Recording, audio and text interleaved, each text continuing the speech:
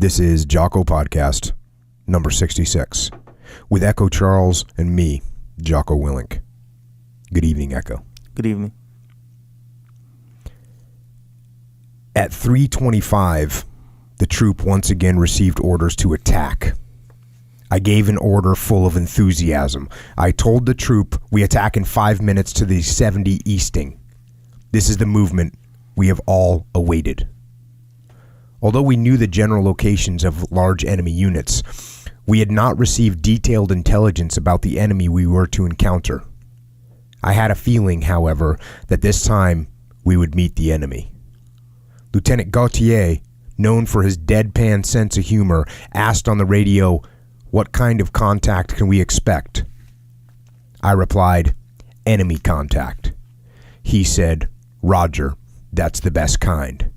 And the troop rolled forward through the blowing sand. And that's a little excerpt from a personal account from a guy by the name of H.R. McMaster. You may have heard about recently coming into a higher profile job in the current administration. But he's a very interesting guy, and I wanted to talk a little bit about his experience and some of the things that he said about just the way he sees things. And so he was in this big battle in the first Gulf War as a captain. So, in charge of a group of 140 guys. And he fought in this battle called the Battle of 73 Easting. And I'm going to go to a little excerpt from Wikipedia that sort of gives you the broad idea of what was going on. The Battle of 73 Easting refers narrowly to the violent armored combat action that took place in the final hours of 2nd ACR's covering force operation in the zone of 2nd Squadron and in the northern third of the 3rd Squadron zone.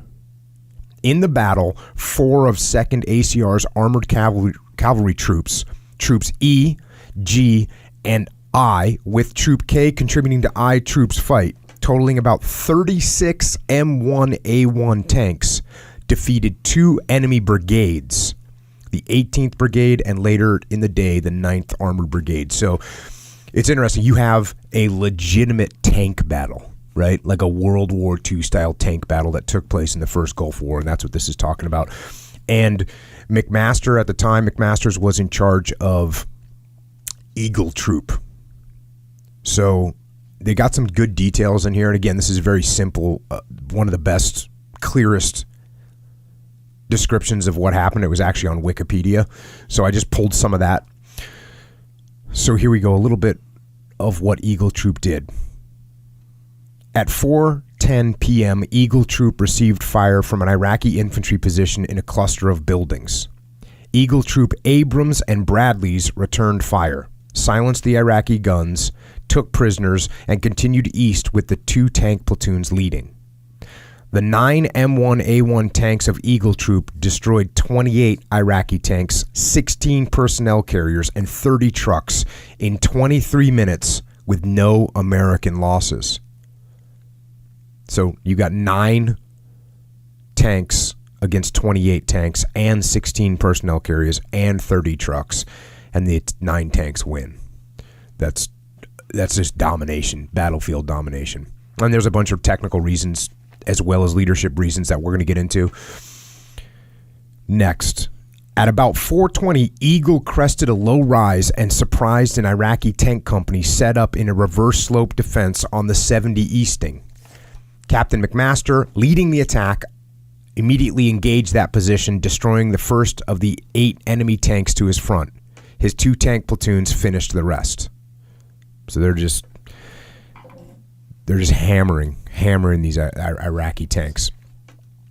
3 kilometers to the east, McMaster could see T-72s, those are the tanks that the Iraqis are using, in prepared positions, continuing his attack past the 70 limit of advance. So the way maps are set up, there's there's coordinates on them, and each one of the coordinates has, each one of the lines that runs north-south has a label to it, 69, 70, 71, 72, 73. So he had been told not to go past the 70 easting. That's what they're saying. That was his limit of advance. These are all really common military terms. They say, hey, you're not allowed to go past this road or this coordinate on a map, and they just call that a limit of advance. So he was supposed to stop at 70. He has to get after it a little bit harder. Continuing his attack past the 70 limit of advance, he fought his way through an infantry defensive position and onto high ground along the 74 easting. And this is going, now that I mixed this in here with the Wikipedia, which was a very simple explanation of what happened, now going into a personal account that McMaster wrote himself when he was a young captain. So here we go from Captain McMaster's account. Lieutenant Gifford called me from the command post to remind me that the 70 easting was the limit of advance. We were already beyond it. I told him, I can't stop. We're still in contact. Tell them I'm sorry. Gifford explained the situation to the squadron headquarters on the radio. Major McGregor was forward with our tanks and fully understood the situation. If we had stopped, we would have forfeited the shock effect we had inflicted on the enemy.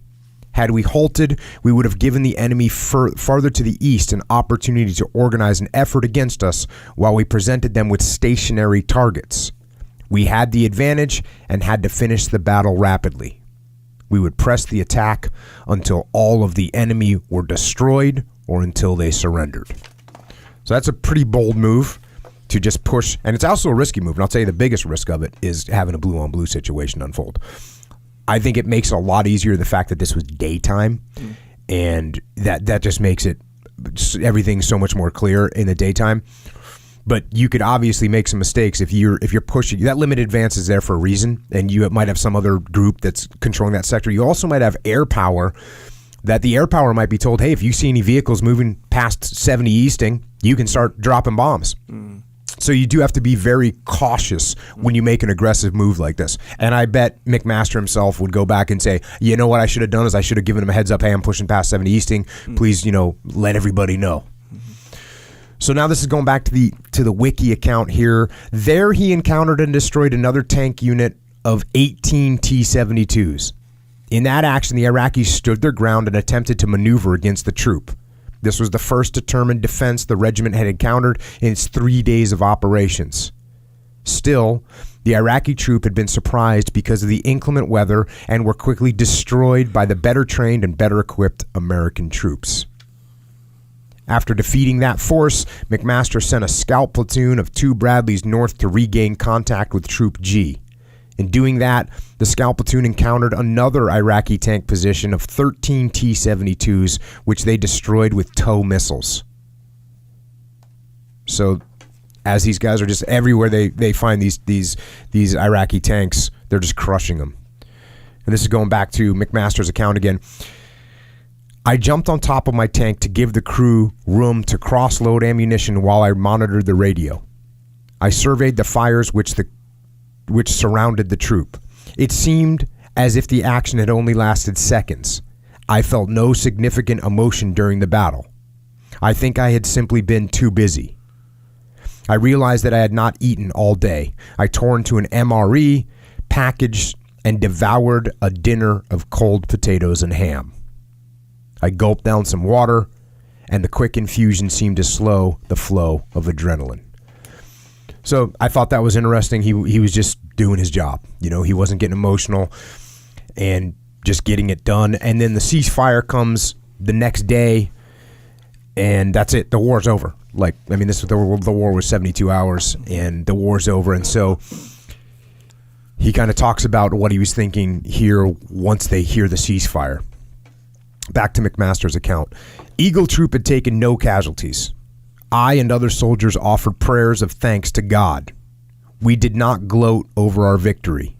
We had simply done our part in liberating Kuwait from the treachery and inhumanity of Saddam Hussein and his Republican Guard henchmen. We surprised the enemy on the 26th of February. That surprise and the bold action and teamwork of the troop's soldiers contributed to the rout that is now known as the Battle of 73 Easting. In general, the Iraqis were unprepared for the United States Army.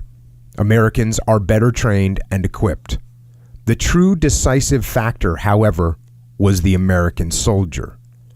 He is the best at what he does and absolutely dedicated to serving his country.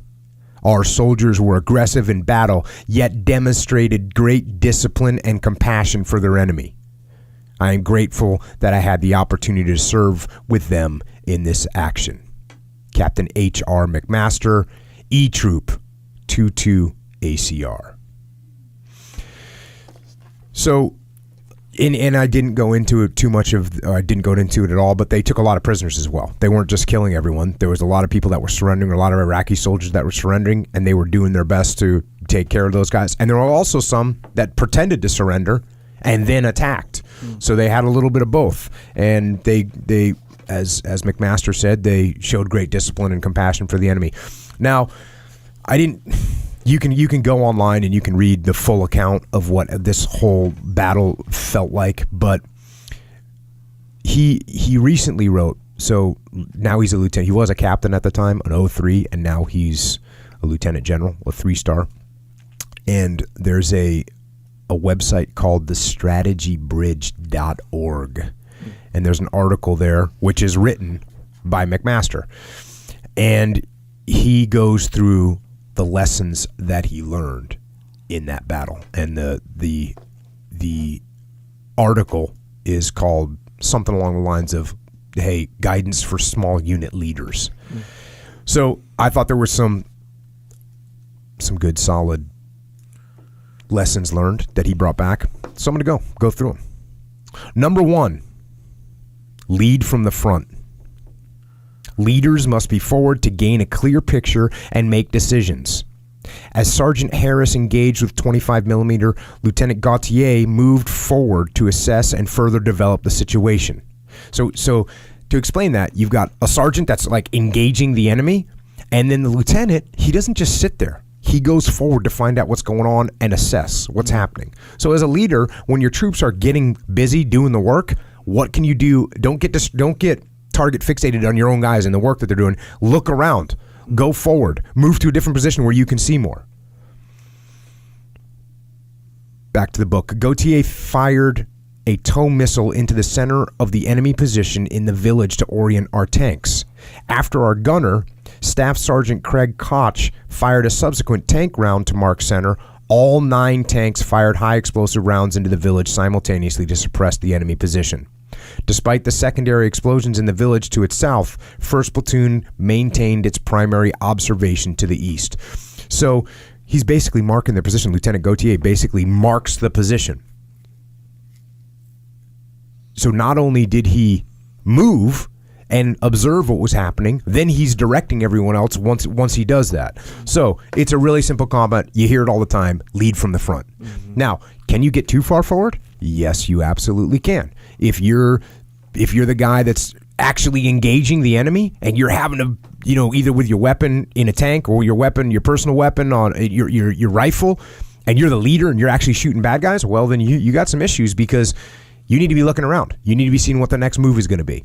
So lead from the front, but always the dichotomy is there. Don't go so far forward that you lose the ability to look around and observe what's happening. Number 2, shoot first.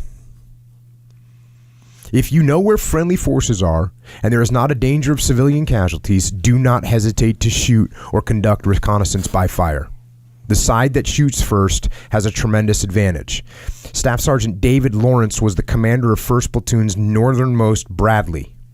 When his gunner, Sergeant Bradley Feltman, said, "Hey, I've got a hot spot out there. I'm not sure what it is," Lawrence responded, "Put a tow in it. See what it is." A tow is a tow missile. Lawrence identified the hot spot as a T-72 as the turret was ripped from its hull in the ensuing explosion. Our troops' experience was consistent with Erwin Rommel's observation in his World War I book, Infantry Attacks. And this is Rommel talking. "I have found again and again in encounter actions, the day goes to the side that is first to plaster its opponents with fire."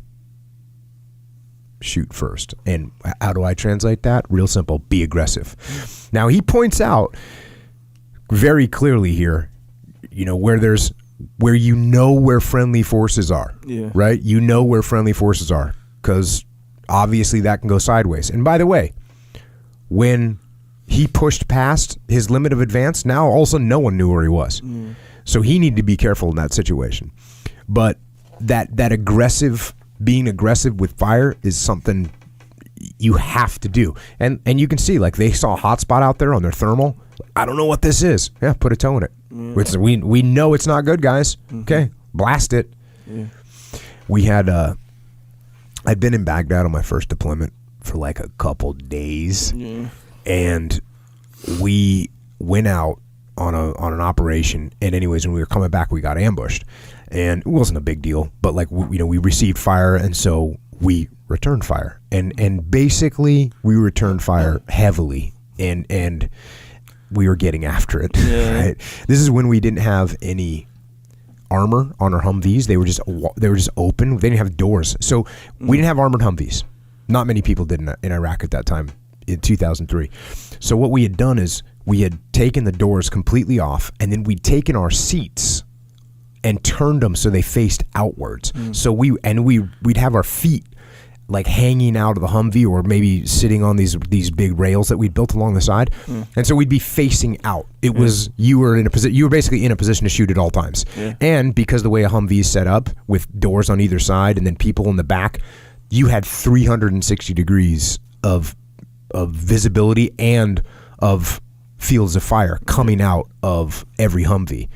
And so when we had just done a little operation, we were coming back, and as we were coming back, we started taking fire, and so we just returned fire. It was a massive return of fire. Like, I think the enemy was pretty overwhelmed with it. And we got back, and everyone was kind of like, well, we kind of laid it down. We went through a lot of rounds in a very short period of time. And the reason I'm saying this story is because that was my platoon. And so we get back, and we're kind of debriefing, and then the next day we're going out on another operation. And I don't know if this story is going to make any sense, but the next day we were going out on another operation, and one of my bros, who is my senior enlisted advisor at the time, but he wasn't on that mission that we just did. And he goes, listen, if you guys take contact, you need to shoot back. You can't be afraid to fire. And I made some comment like, don't worry, we'll be good to go. No one here is afraid to shoot. And then everyone laughed because they knew that we put down a lot of lead. If you want to trade bullets with us, we'll play that game. We don't mind trading some bullets. So the same thing, though. If you start feeling like you're going to get contacted, and that's another thing they teach us, when you're in a firefight, where do you think the enemy might be? And we heard this a lot. The Korean Marines were talking, the Marines, U.S. Marines that were in Korea were talking about that. Hey, we're going to put fire down where we think the enemy might be, because that's where you're looking at an area and there's a good covered position. If there's a bad guy's probably going to be there. Put fire on him. Shoot first. Lesson number 2 from General McMaster. All right, number 3.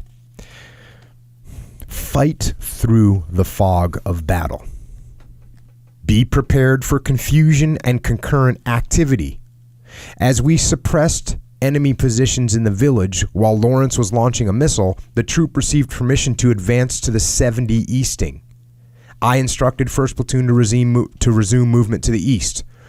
Lieutenant Peschek did not respond immediately because Lawrence was reporting on the platoon radio net. Contact, east, tank. Simple orders and complete reports are essential to maintaining common understanding in battle. So there's another example of got to keep things simple. And he's specifically talking about how you communicate with other people on the radio. That's what he's talking about. You have to communicate simply and clearly in order for people to understand what's happening. That can mean if you a lot of times you see this, people try and give too much detail, right? Listen to this. Contact, east, tank. That's it. Where's the contact? It's to the east. What is it? It's a tank. That's it. That's what we need to know. Now, everybody knows what's going on. If you said, hey, I've got a contact. He's about 480 meters. It is a T-72 tank. It's moving in an eastward. No, we don't care about any of that right now. We don't care about any of that. Just tell us what is happening. And that's one of the things that can help you fight through the fog of battle. Now, that contact call is actually a standard operating procedure, I'm assuming, which is, because we would do this in the SEAL teams, you'd give what type of contact it is, what direction, what bearing, and what distance. So you'd say machine gun fire, 150 meters, 4 o'clock, and now everybody gets a very quick read of what's happening, because not everyone's going to see where the firing came from. So even having a standard operating procedure to keep your verbiage limited is important. There's calls, everything we do in the SEAL teams basically has a very simple call that you can make, and it's broken down into like 3 words. Contact front, online. That's it. Everyone knows what to do. Every SEAL, you tell them contact front, online, they know what to do. Yeah. Number 4, follow your instincts and intuition. As Sergeant Feltman launched the TOW missile, I decided to go to a tank's lead formation and instructed green and white, the tank platoons, to follow my move. First platoon pulled in behind as the tank wedge moved forward and covered the tank's rear. Third platoon retained responsibility for flank security. Got to maintain that flank security. As we began moving forward, first platoon, responding to the contact report on their platoon radio net, began firing 25 millimeter high explosive munitions across the front. It was a little unnerving for the tanks as we moved forwards. I gave first platoon a ceasefire order. Red 1, this is Black 6, cease fire. The 2 tank platoons were slightly delayed. As our tank came over the crest of the imperceptible rise north of the village, Sergeant Craig Koch, the gunner, reported, tanks direct front. I counted 8 T-72s in prepared positions. They were at close range and visible to the naked eye. So he's talking about trusting your instincts and trusting your intuition, and that's what he's doing here. He's seeing things happening. He's seeing things unfold. He says, hey, go into this formation. Boom, everyone goes in this formation. He's acting off of instinct. But what's important here is, where do your instinct and where does your intuition come from? It comes from training and experience. Yeah. That's where it comes from. Now, it could be hard to get combat experience. We hadn't had a tank battle since World War II. There's been no major tank battles, and here these guys none of these people have ever been in a tank battle before. And now they're in a tank battle. So how do you do that? You got to do realistic simulated training. That's what you have to do. And you have to make the realistic. It's got to be surprising. It's all the things I talk about all the time. It's got to be surprising. It's got to be unknowns. You got to do things that people aren't expecting. That's what you have to do, so that they can develop their instincts, so they can develop their intuition. Because if you're inexperienced and you don't know what you're doing and you just decide you're going to follow your instinct can be wrong. Oh, yeah. It can be wrong. And it's like jiu-jitsu, right? Mm-hmm. You take a new person in jiu-jitsu, their instincts are going to be wrong, period, end of story, right? I mean, the classic is, if someone is mounted on you, you either do one of 2 things. You try and push them off of you, you're getting arm locked, or you turn around, you turn over, and they're choking you. Yep. But each one of your instincts is wrong. Your instinct needs to be elbow escape or, oompa escape. Got to be one of those 2 things. Mm-hmm. But those instincts only come from training. It's the same thing with these combat scenarios. How you can't just trust. Don't just trust your instinct. As a matter of fact, make sure you've trained yourself. Make sure you've prepared yourself, and then make sure that you detach. Because that's another thing that can screw up your instincts. Is your instincts? You're feeling pain. I was rolling with Andy yesterday.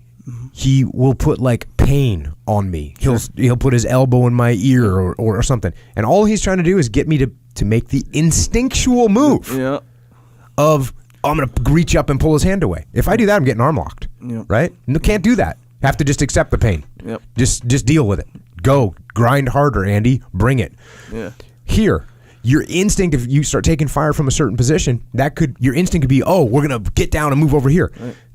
You got to remember, you got to detach enough that you say, oh, I need to check my flank. I need to see what else is going on here. I need to assess these other situations that might be unfolding. Yeah, that's where that kind of experience, and training come in, and a lot of it can be things that aren't really conscious too. And it comes with, like, let's say, in a relationship situation. Let's say I know you. I'm sitting over here trying to talk about war and fighting, and you want to go straight to relationships this early in the show? All right, do it. I'm not even necessarily saying, romantic or boyfriend, girlfriend, any kind of relation. If you know the person really well, you can tell when something's off just a little bit. Be like, hey, is something bothering you? The guy would be like, oh, no, all good. And they can, be real convincing with, yeah, no, I'm all good. But you know, your instinct, because you have so much experience with them, you know? Yes, you're right. And you're right in the fact that, when I talk about de-escalation, right? If you come in and you say, hey, Jocko, this is crap with the way we're doing this. If my instinct is like, no, it's not crap, that's my instinctive response. Like, no, screw you. I'm right. You're wrong. But what I really need to do is say, hold on a second, detach. Let's assess what Echo's saying. Echo normally doesn't do this, right? Why is he doing this? Something is going on. I'm not going to trust my instinct, right? Yeah. Now, luckily, like you said, through training, through knowledge, right, in the situation, I know that you don't act that way. So, yes, follow your instincts, follow your intuition, but make sure that you've trained to develop them. And also, I like to question them. When I feel something, I just don't go with it immediately. I want to go with it, and I most likely will go with it. But there's also a possibility I say, well, not a possibility, but when I say, hey, we need to move here, I go, okay, what could be happening? Is this a position that the enemy might be in? Is this a move that could be getting set up on me? No, I think I'm pretty solid. Or at least as I move there, I'm going to be aware of it. I'm trusting my instinct, but I'm being cautious. Yeah. Yeah, it's crazy how, you hear that talking police, cops have, good instinct. Oh, for sure. Because of, the repetitious patterns of bad guys. Yeah, for sure. I was going to say something else, too. Oh, there's plenty of times where if you don't trust your instinct, you will get crushed, right? I mean, you think about in a jiu-jitsu perspective, but when you get good, you're not thinking about anything. You have to just use your instinct. Your training, your muscle memory is what's working. And the same thing with police. They get to a point, you get into a situation, if they're not going off their instinct, they're gonna get burned. Yeah, because they learned. Yeah, and that's the trained instinct, how you were saying. That's the trained one, as opposed to the untrained instinct. Yeah. Those can kind of get Day one, being a police officer out on the beat, they're not going to have a fraction of what you deal with that cop 10 years later. Yeah. And that cop's like, hey, listen, I see your hand. I see you got some blood on your knuckles. I know what happened. Here, tell me what's going on. You know what I mean? Yeah. Whereas a young guy might be, what's going on? Getting in your face about something. Yeah, or a guy's being too nice. You know how the cop can tell oh, this guy's being too nice. Yeah. You know what I mean? And there's a mediocre level of niceness that's okay, that seems like he's mellow. But if a guy's being too aggressive or too defensive or too nice, they can tell. Yeah. There's something up suspicious. Yeah. Maybe a new guy might not be able to tell that. You know what I mean? Yeah. No. Absolutely. All right. Next one, number 5. Use standard unit fire and battle drills. Aim to overwhelm the enemy upon contact and retain the initiative through speed of action. As Sergeant Koch fired the main gun and destroyed the first tank, I sent a contact report to the troop. This is Black 6, contact east, 8 armored vehicles, green and white, you with me? Sergeant Koch destroyed 2 more tanks as our tank platoons accelerated movement. All 9 tanks began engaging together as we advanced. In approximately 1 minute, everything in the range of our guns was in flames. Fire distribution and control allowed us to destroy a much larger enemy force in a very short period of time. So how do they do that? Good, solid, disciplined standard operating procedures. And I'm telling you, think about how simple this is. He says, this is Black 6, contact east, 8 armored vehicles, green and white, are you with me? That's the whole detailed plan. Hey, there's bad guys over there, we're moving east, let's go. And everybody says, all right, we've done this thousands of times, we've drilled it, we rehearsed it, what do we do right now? And they probably had little standard operating procedures. Hey, guys on the left flank are going to start flying at the left vehicles, guys on the right flank, and they had all these procedures work out so that in less than a minute, victory. Less than a minute. So develop those good standard operating procedures, disciplined procedures. And when I talk about freedom on the battlefield, this is exactly what I'm talking about. Discipline equals freedom on the battlefield. Because when you have those disciplined procedures, he doesn't even have to, he has the freedom to maneuver. He has the freedom just to say, hey guys, there's the enemy. Let's take care of them. Boom, it's done. Yeah. Next one. Number 6, foster initiative. Every trooper understood how our platoons and the troop conducted fire and maneuver. Our tank driver, specialist Christopher Hedensog, knew that he had to steer a path that permitted both tank platoons to get their guns into the fight. He turned 45 degrees to the right and kept our frontal armor towards the first enemy tanks we engaged.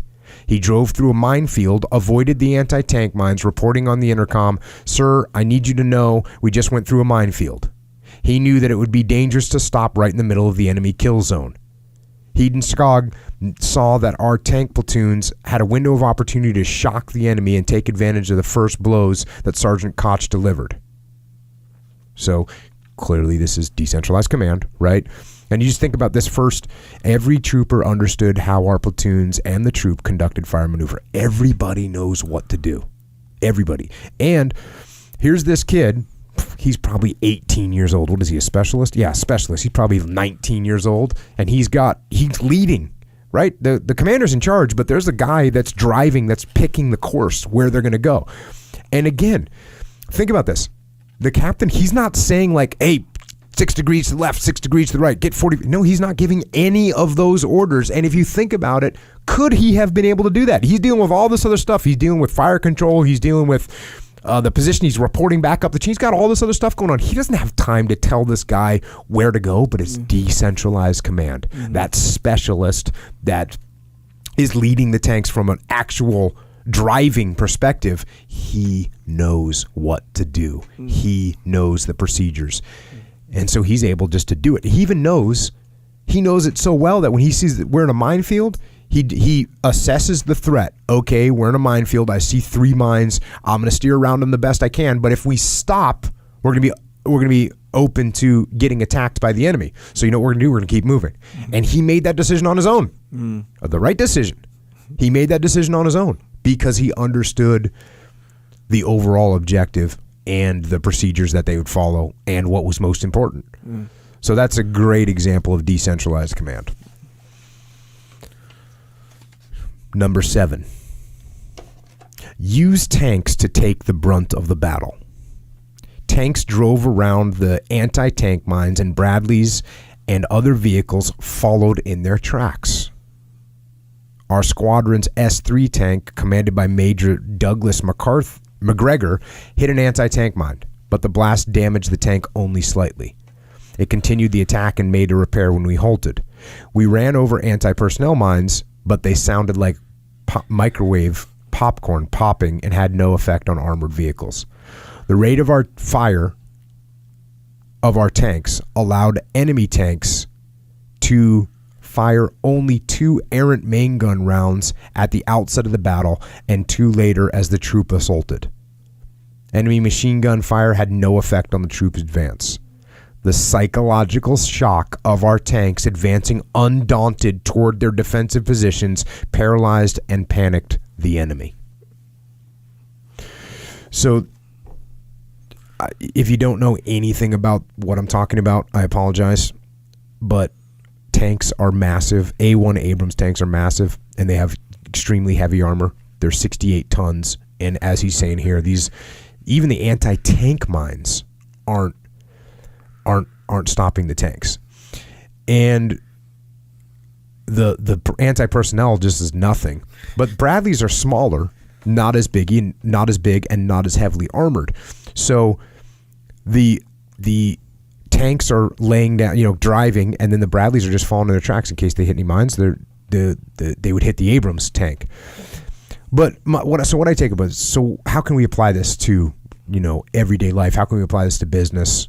They're saying technically, specifically, use tanks to take the brunt of the battle, right? This is the way I look at this.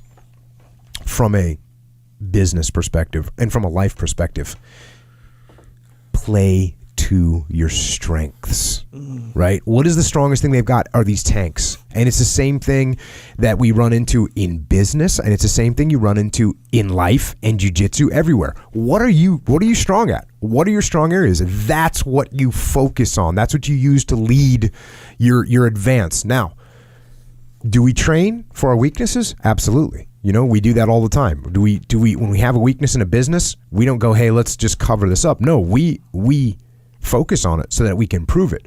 But if we're going to go to market with something, let's go to market with something that we're good at, right? If we're going to try and set up some expansion into a new area, let's set up the expansion into a new area that we're familiar with, that we're good at, that we're strong in. Let's not say, hey, you know what? We've been making cars for the last 50 years. Let's go over here and make computers. No. We're going to make cars? Okay, let's make trucks too. We know how to build vehicles. That's what I'm saying. And you see this all the time with jiu-jitsu. What do jiu-jitsu guys do? What they should do, which is try and play to your strengths, right? Yeah. In competition. Yeah. Right? Of course, when we're training, we play to our weaknesses, right? We want to, I don't like people being across side. Cool, let them get across side. Yeah. I don't like being on the bottom. Cool. I'm going to be on the bottom. But in competition, what are you good at? How do you get the person to play your game? Yep. That's the question. Yeah, and that's everything too, right? Like even at work, you're going to train the new guys, but you're not going to send the new guy, to make contact with the, potential client or the something. The big client. Yeah. Don't send the new guy. Send the strongest. Send the tank. Yeah. Send the M1 Abrams to meet the new client. That's got big potential. Yeah. So play to your strengths. Use tanks to take the brunt of the battle. Next, be prepared for misfires and degraded operations. Lieutenant Jeff DeSantos' tank crew came around the village, destroyed an enemy tank, and acquired a second tank at very close range that was traversing on them. A round got stuck in the breech of the cannon, meaning this cannon's not going to shoot anymore. The loader grabbed hold of the loader's hatch, kicked the round in, the breech came up, and the gunner, Sergeant Matthew Clark, destroyed the T-72. In another example, Staff Sergeant Digby ordered Private First Class Charles Bertubin to reload tow missiles. Bertubin could not get the cargo hatch open, however. When the lightweight wrestler, guy's a wrestler, good for him, kicked the hatch release, he sheared it off. Rather than tell his Bradley commander that he could not get the tows reloaded, he jumped out of the back door while the vehicle was under small arms and machine gun fire. He climbed onto the back of the Bradley, loaded both missiles, then tapped his Bradley commander on the shoulder while yelling, "Tows are up!" Staff Sergeant Digby nearly jumped out of his skin because he thought an Iraqi had climbed onto the Bradley. So here's these little malfunctions going on with your weapons, and what do? You deal with it. And I think I said this on the last podcast with Leif. We have a little saying. Nothing works, everything sucks, right? Mm-hmm. And that's what you got to prepare for. If you rely 100% on those radios aren't going to work.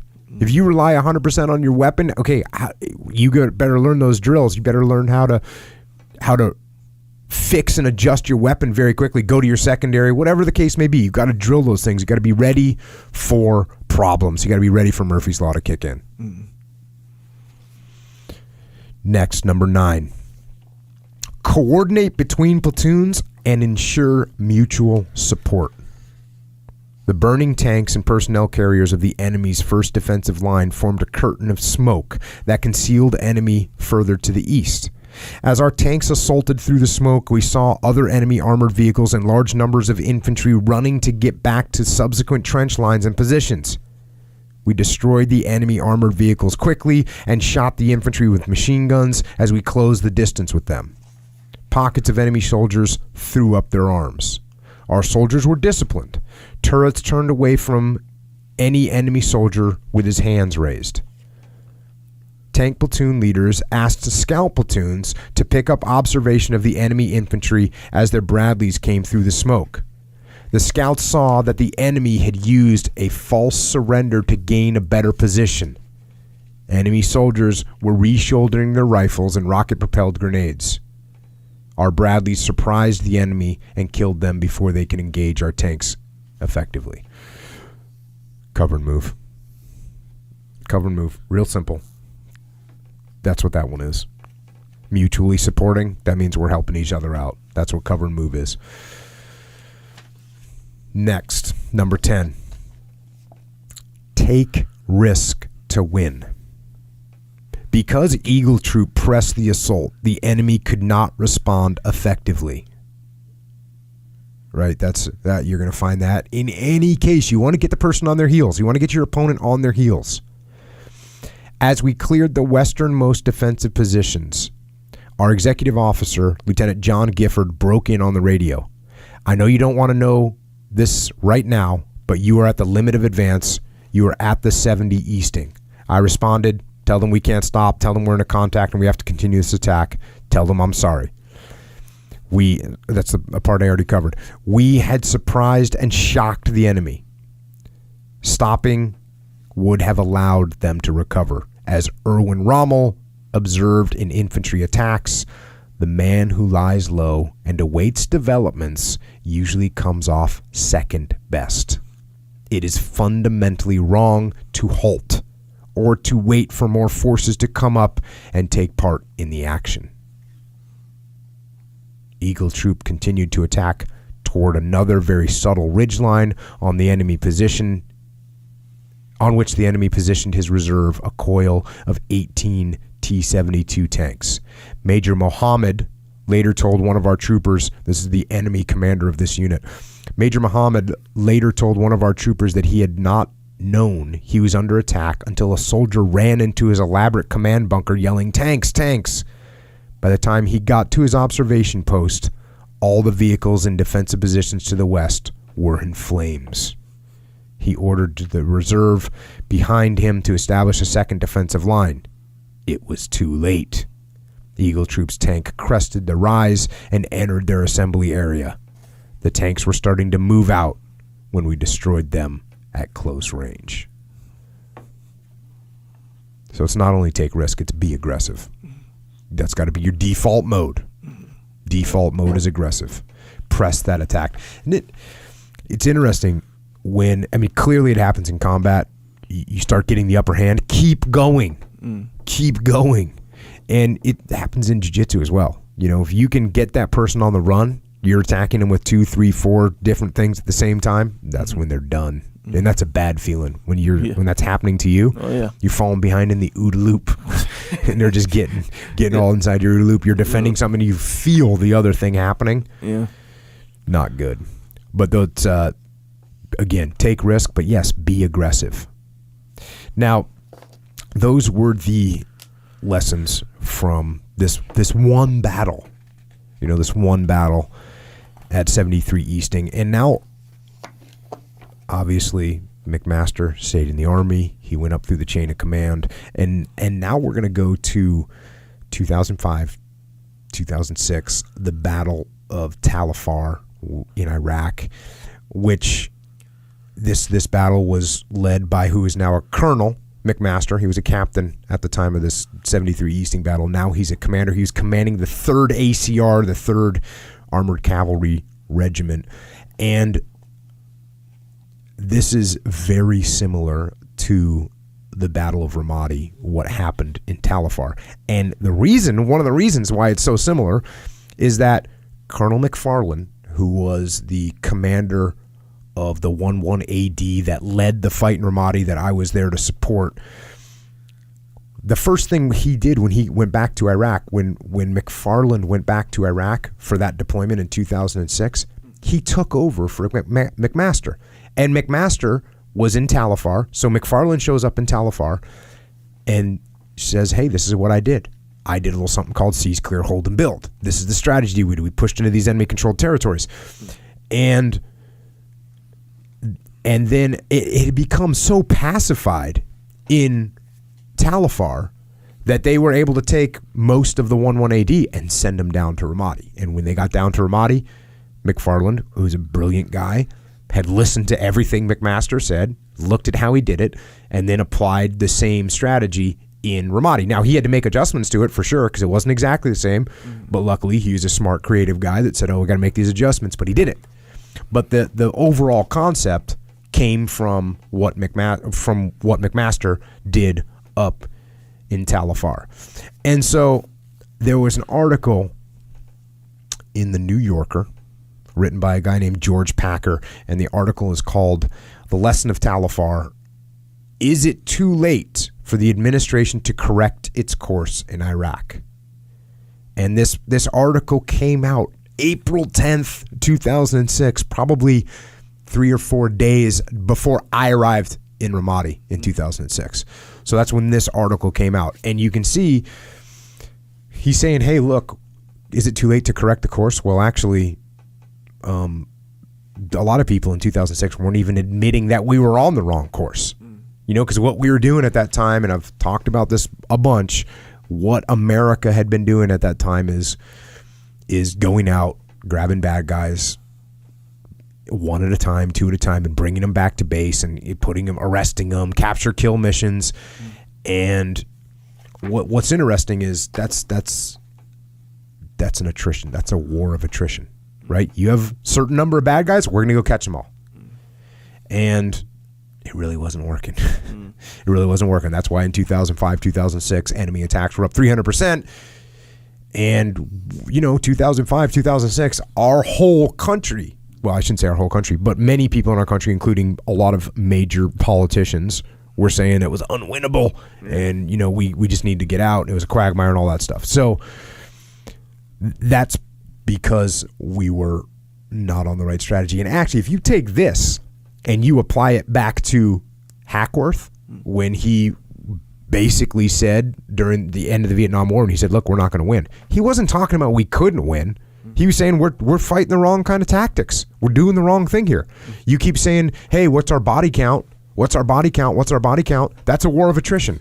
Hey, we lost this many guys. You lost that many. That's an attrition warfare. It's World War I. I mean, I always use World War I as the classic attrition warfare. Hey, we're going to go over the trench. We're going to kill as many of you as you can, and hopefully it's less than us. And we're going to see who can last longer. That's a punchy. That's hey, Echo, we're just going to stand here. You punch me, I'll punch you. You punch me, and whoever goes down, loses. Well, guess what? What do we look like at the end of that? We're all beat up, hurt, right? Yep. Doesn't Both of us. Doesn't matter how good we are.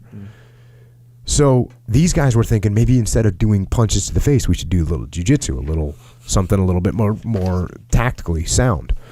And it wasn't just go out, grab bad guys, just go out and try and kill bad guys, because we learned 2003, 2004, 2005, that's 3 years of doing those type of operations, and real progress wasn't being made. It certainly wasn't made in Ramadi at this point.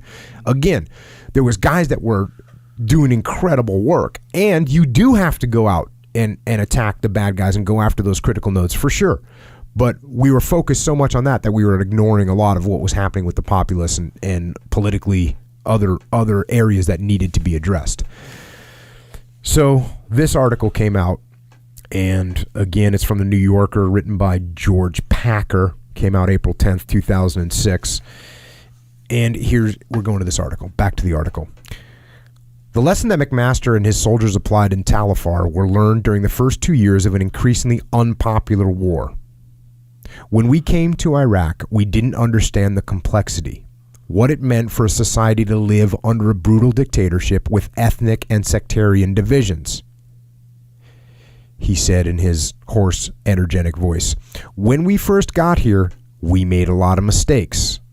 We were like a blind man, trying to do the right thing, but breaking a lot of things. Later he said, you got to come in with your ears open. You can't come in and start talking. You really have to listen to people. I mean, okay, that is just, this whole thing is just a great summary of a humble man, right? He's saying, look, when we came here, we didn't understand the complexity. That's humility. He says we didn't understand what it was like to live under a brutal dictatorship. That's humble. He says when we first got here, we made a lot of mistakes. He's not saying, oh, we did everything right. No, we made a lot of mistakes. We were like a blind man trying to do the right thing, but breaking a lot of things. So they're trying.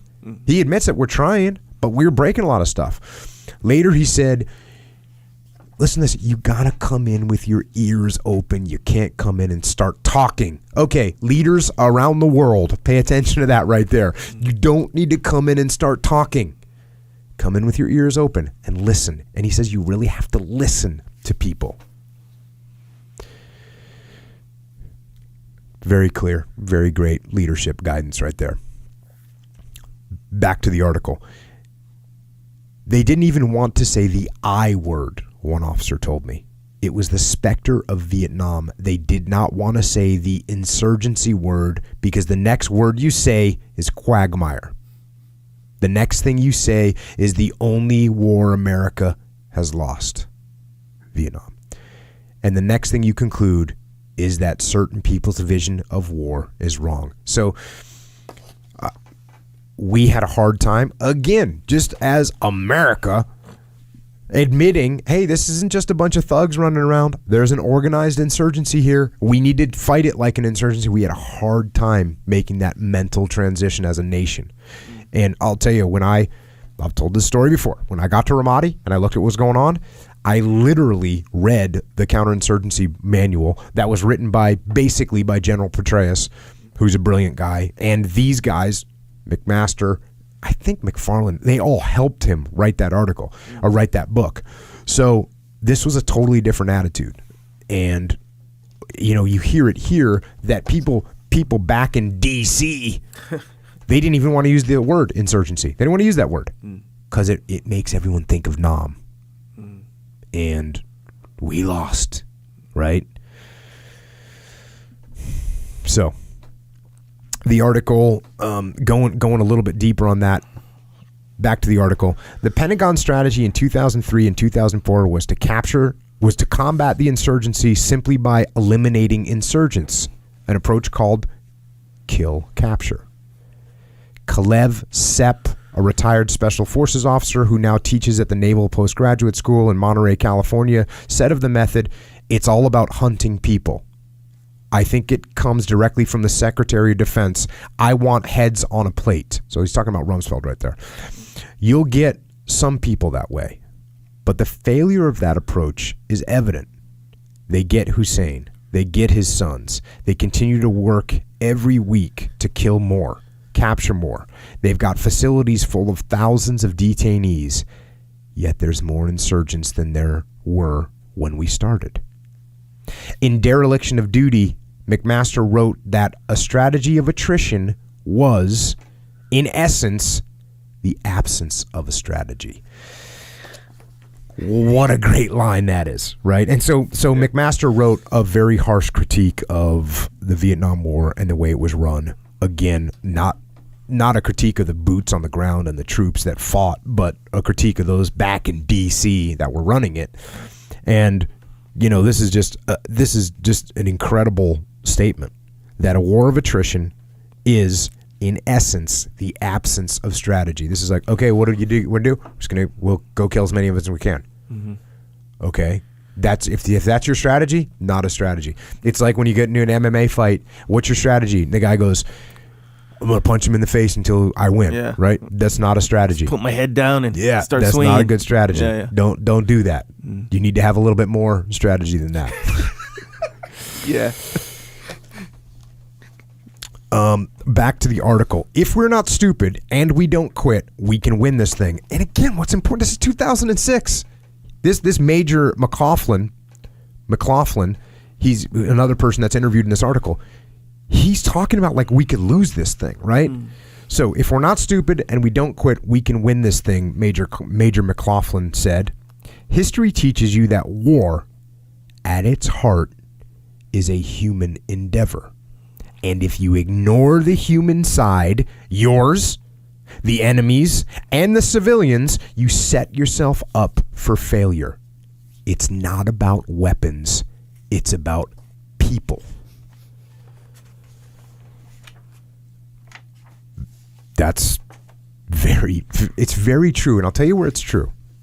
It's true in war, clearly, and it's true in business, too. And you get people that don't understand the human side of business. Mm-hmm. They don't understand that they're dealing with human beings and they treat people like numbers. Mm-hmm. They're not going to be successful. Now, you also get people that go so far in the other direction that all they care about is their people. And guess what? Now they're making bad business decisions and they're hiring more people and they're keeping them. They're not letting anyone go and they're running themselves in the ground because their overhead's too much and they cause destruction. But on the other side, you've got someone that's like, oh, no, bean counter, right? Nope. You let that person go. No severance or whatever. Limit it. You do that methodology, you're going to end up with no business either. Because they're people. If you treat them like robots, they're not going to work for you. Yeah. They're gonna rebel against you. The robot will do what the robot is told, but people aren't robots. So you got to remember that human side, and obviously in war, and that's one of the reasons that we're able to talk about this stuff to businesses. We're able to talk about combat leadership to businesses. Oftentimes the first thing that the business that's bringing us on has to get a grip on is the fact that we were in charge of people, not Terminator robots, right? Yeah. Leif and I use that term all the time. People think, oh, you're in the military. Oh, you run in Navy SEALs. Oh, they do whatever you do. No, not true. They're people. Yeah. And guess what? The enemy are people. They have thoughts. They have passions. They have desires. And guess what? The civilian populace that you're working amongst, those are human beings too.